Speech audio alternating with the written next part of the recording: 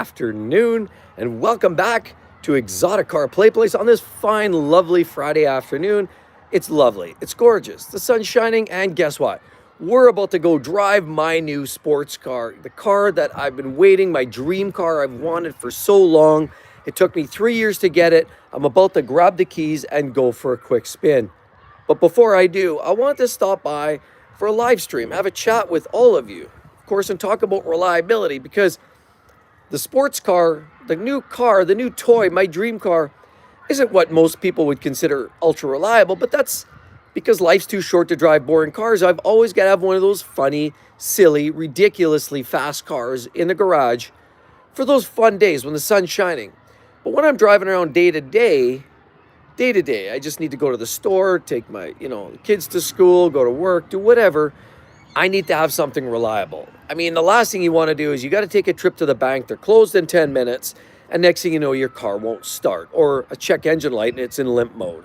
So reliability matters to a point. I love having my fun cars. Life is too short to drive boring cars. That's why I always have a fun car. But we always have place in our hearts for reliability. Because I feel reliability today is not what it used to be. Reliability today is not what it was 10, 15 years ago, even for that matter. And it's a very, very important factor. By the way, if you want to find my basically binge-worthy video on ExoticCar PlayPlace about the most reliable cars and trucks, that video is long. Like, it's almost 2 hours long. You're going to want to check it out. Little word to caution to Wise, but it breaks down almost every genre, the most reliable cars, trucks, SUVs on the market, down in the description. Be sure to click on that and just get ready. Grab your popcorn, chill out, relax, and you're going to have a fun one there. Solo, have a blessed weekend. You too, Solo. I appreciate that and hope you keep well and enjoy the weather and hope everything's good over there. Adrian, also good morning from Kent, Washington. Hey, Adrian, great to hear from you and hope things are going well for you. I really hope you're staying warm over there. And yeah, I mean, it's a glorious weekend popping up here and hopefully the weather's up and nice over there too. So Zone Television, yes, reliability is shot. Hey, Mark. Yes, Zone Television, I agree. I think it is. I think reliability is gone. So I'm going to talk about that a little bit because I've already had, a few little weird things go on with my new car. I have that new car. It's fun. It's fast. And I'm living the dream. Like, I truly do believe I'm living the dream. I finally got my dream car. But it's had a few glitches. All this technology now and electronics tell you every time there's a little code or a little issue, bing, bing. It's almost like a Vegas slot machine blowing off. And I have a car that is constantly firing off codes and weird alarms. So that's the thing. But our day-to-day cars, yes. I mean, I guess what I'll ask all of you is, have you not heard what's going on with Chevy, Ford, Toyota, you name it, even talk about trucks. Hi from Croatia. Hey, how's it going? I have a friend of mine definitely from those parts too. I hope you're keeping well over there too. Nice to hear from you. What do you have? Bud Shada says, way too much technology in new cars. Yeah, and I think so, right? Some of the technology's nice. I actually just filmed a video, and it's coming out soon about some of the technology is safety related, and some of these new cars are actually safer than the old cars because of crumple zones, because of technology, accident avoidance, staying over the line,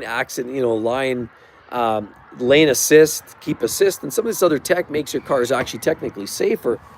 So sometimes technology is great, but I think there's a little bit overboard in a lot of cases, and a lot of these vehicles now just don't have that reliability like they once did.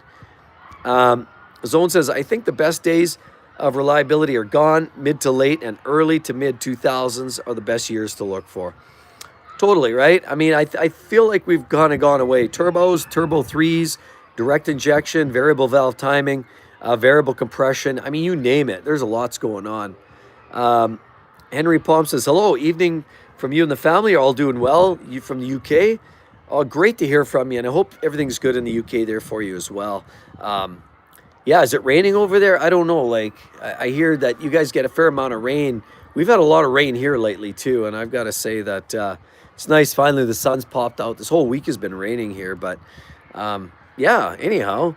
Zone says, my dream car is an AMG GTR or GTS. Great looking car. I saw one the other day.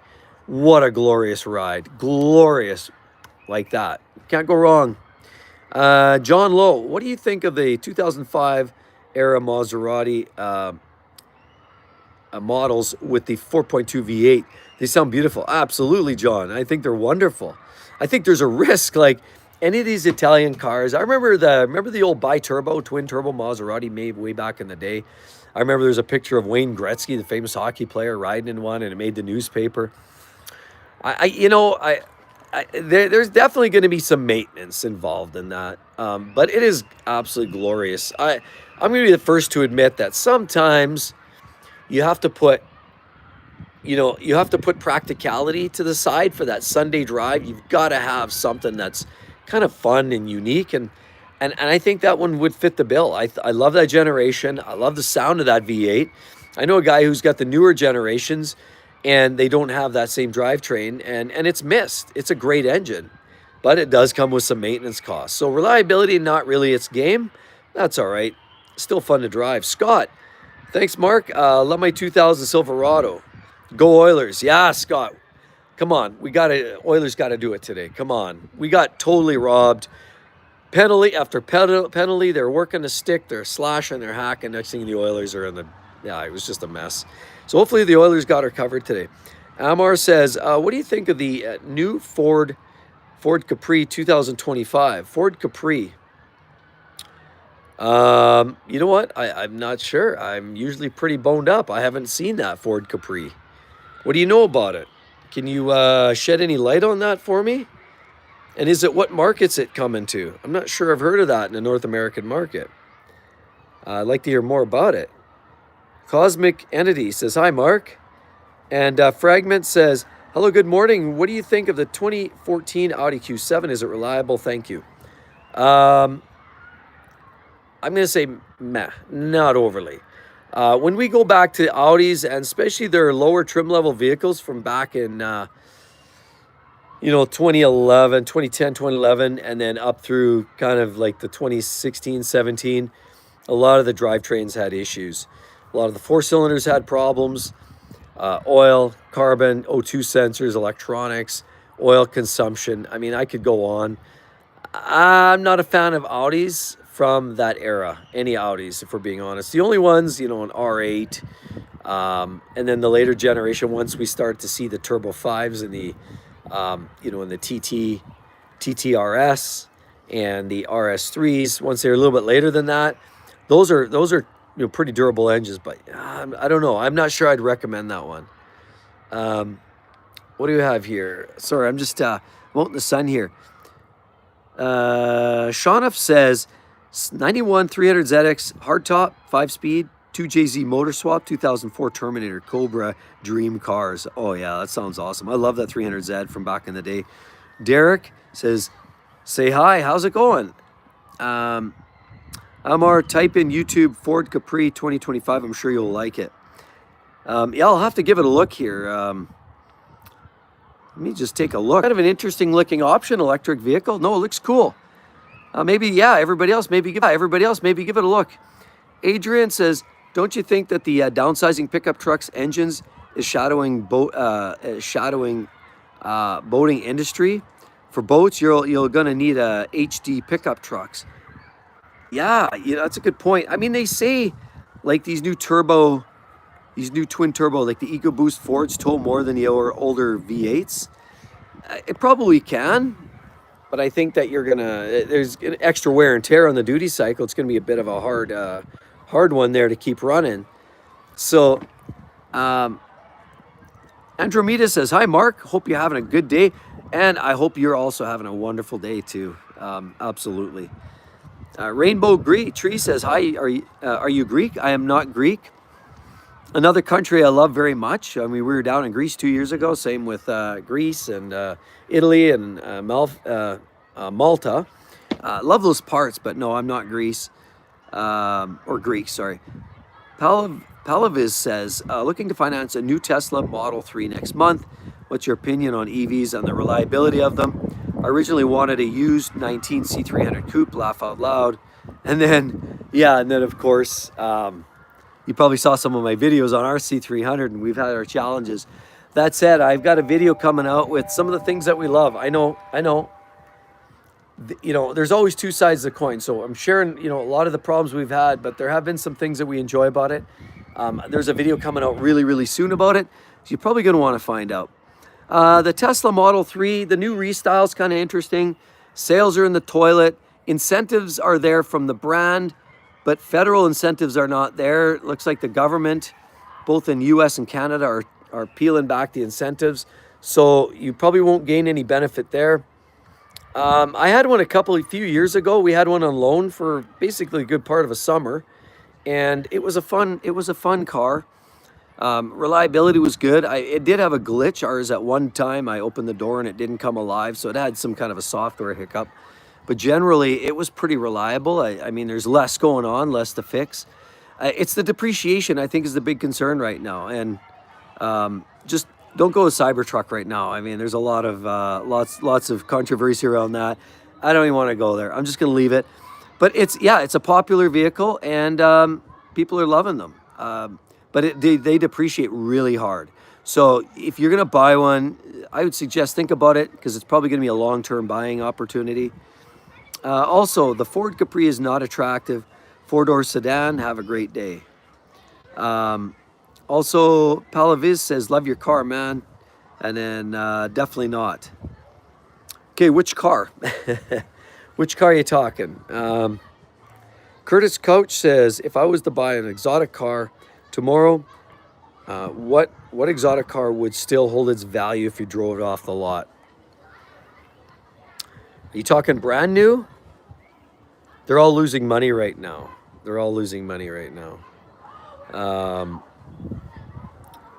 Yeah. So let's put it this way. Just about every brand is going with a hybrid. And what we've learned is they're all losing money. The SF90, the 296, the Artura is off the map for loss. Lamborghini, Temerario's coming out around the corner. I don't expect that one to be a good holder for value. The Revuelto is one of the better ones, but I mean, you're at $1 million Canadian, you're $750,000 US, and I think that one there is not the best value. I think the best value, if you want to buy, you're willing to buy something a few years older. Maybe look at an Aventador SV, or a Mercy with a gated shifter. Those are probably your best bets for vehicles. They're a little older, but you're not going to lose anything other than the maintenance, and they're probably going to go up in value, definitely. So here, for those that want to see the love-hate car, you know what, I'm just going to show it right here, just because I'm right here, and I feel like, why not, right? So there you go. There's the love-hate car right there. All of you loving that car so much. I just wanted to share that with you guys. There it is, parked in the sun. Just, I don't know, probably doing something electronically in the background that we're not even aware of. Probably conjuring up a way to spit a check engine light out. Let's just see. Your blue C300. Yeah, no, that's fair. Cool. Curtis Couch, yes. Palaviz says, so clean. Curtis Couch, what about a 2010 Gallardo with 95,000 miles? I think that's too many Ks.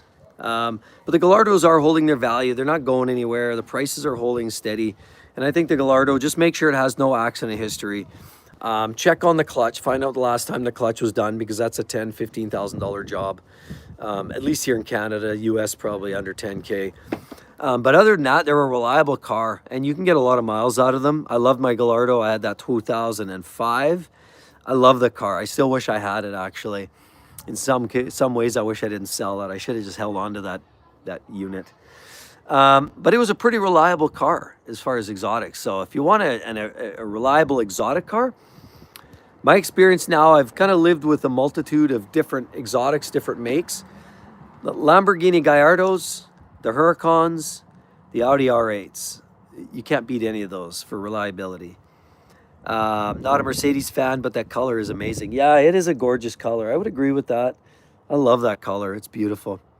I like your Toyota Camry is a symbol of reliability. That it is. And Rakesh says all Audi parts. And you're right. And it's kind of sucks because you pull out a spark plug ignition coil and it has a Volkswagen or an Audi logo on it. So there's that aspect of purity or lack thereof. There's that aspect of it's not a bespoke car like you'd get in a Ferrari where every engine is unique to that model. Or, you know, an Aventador, even if you're talking about Lambo, that's going to be unique for that car. Murcielago. That's why the V12 cars are kind of a standalone. That's why they're a lot more money to get into, but you get the doors, you get the V12, but you also get bragging rights, the fact that this thing will not go down in value. So if you have the money and you want to invest, any V12 Lamborghini is a good investment. Any of them, pretty much. Ferrari, I mean, the specialist cars, you know, 458s are doing fairly well these days. That's a good buy.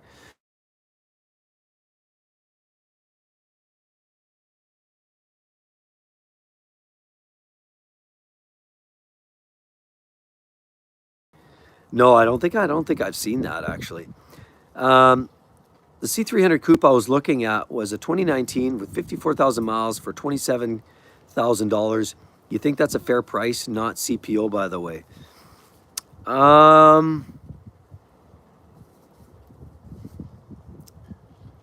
Yeah, it's market is what I'll say. It's fair.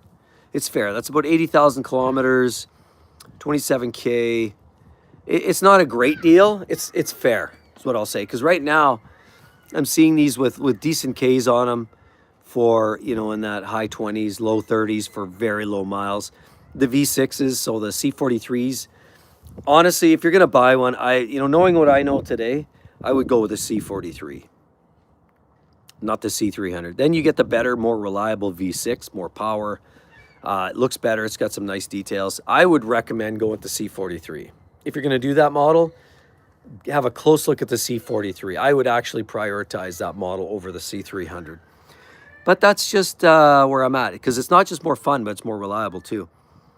Amar says 2026 Ford Torino GT, a beast. Check it out. Yeah, I'll have a look at that too.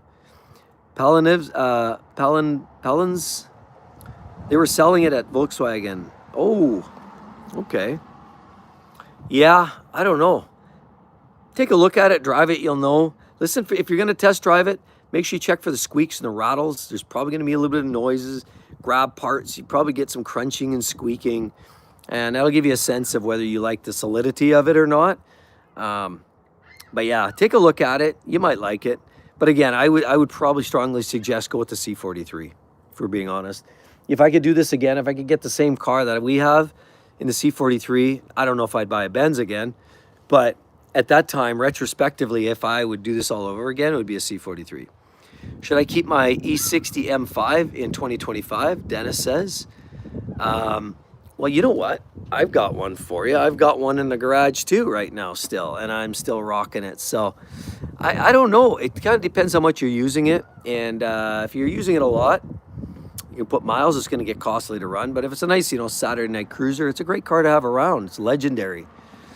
I'd like to think the prices are going to creep up with time. I don't know. I'm still sort of waiting. They've stabilized, but I still got to believe as we see more and more of these garbage, and when I mean it, all due respect, these garbage 3-liter turbo engines that you're getting from all the major brands, garbage.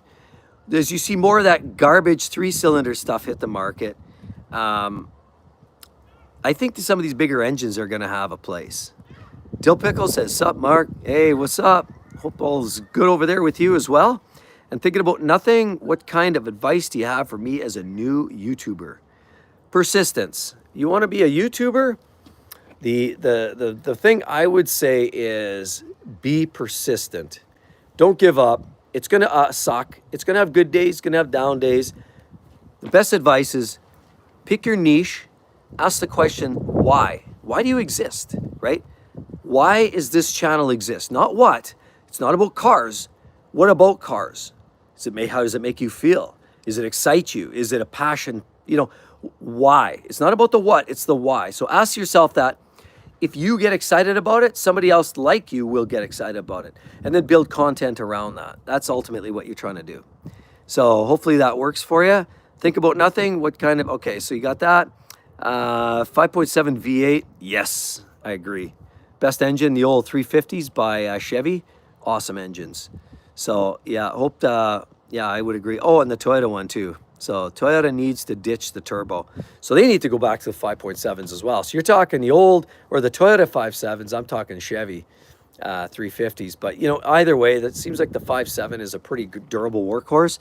And these truck manufacturers, nobody's got it right. Toyota's building junk right now, in my opinion, for trucks, especially the Tundras. Chevy's blowing engines, cranks are going out on their 6.2s.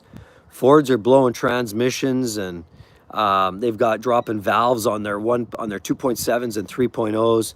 Ford's just trash bait to these days. Nissan's got rid of their Titan.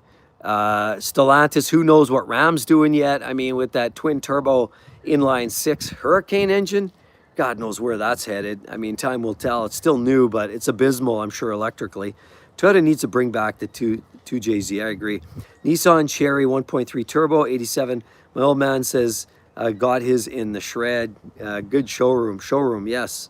Andromeda says, at least Toyota seems to be taking care of the customers with the bad Tundra engines. Yeah, and I hope they do. And I think what I've noticed with Toyota is different than what I've noticed with some of the other brands. And Chevy's got the lifter issues, transmission issues, and these problems are nothing new, but they just keep going on. And it's almost like, in my own personal opinion, it's almost like they could care less about making it right.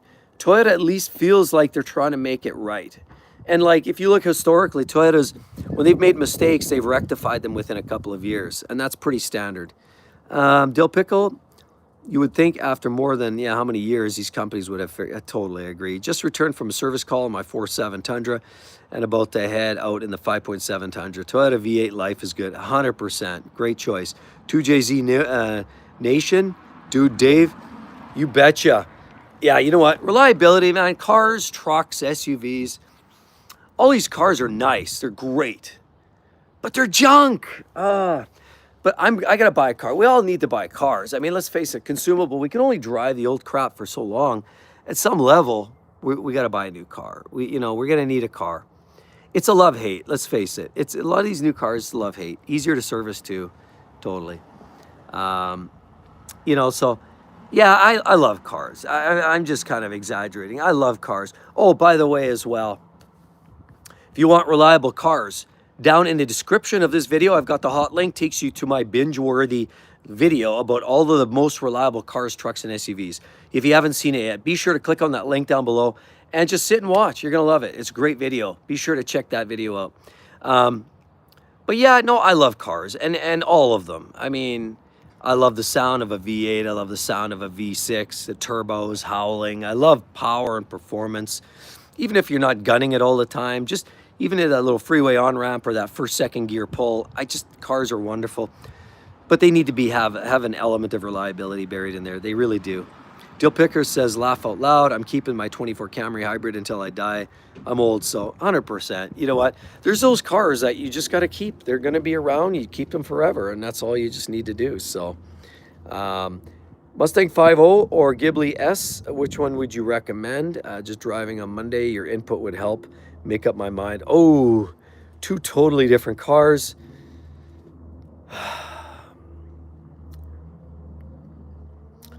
Yeah.